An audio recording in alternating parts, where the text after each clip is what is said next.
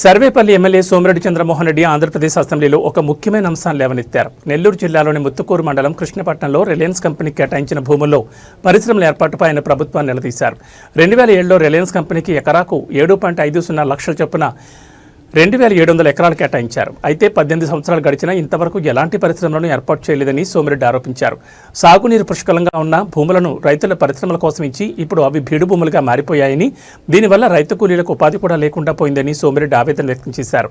కిసాన్ సిజ్లో 2600 ఎకరాలు, రిలయన్స్ కోసం సేకరించిన 2700 ఎకరాలు కలిపి వేలాది ఎకరాల భూములు దశాబ్దాలుగా ఖాళీగా ఉన్నాయని ఆయన తెలిపారు.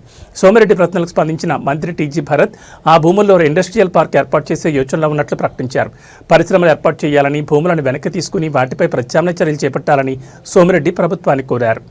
నెల్లూరు జిల్లా 2007లో రిలయన్స్కి అంటే అనిల్ అంబానీ గారికి ఎన్టీపీసీ కింద 4000 మెగావాట్స్ పిలిచినప్పుడు దాంట్లో టెండర్లు వెనక్కిపోయినాడు.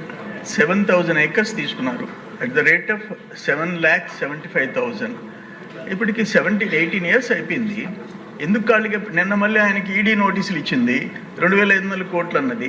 ఆయన చేయగలడా లేదా? 18 సంవత్సరాలు బీడు పెట్టుకున్నారు రైతులు. అది వెట్లాండ్, అది కెనాల్లో ఇది ఉంది, సప్లై, వాటర్ సప్లై ఉంది.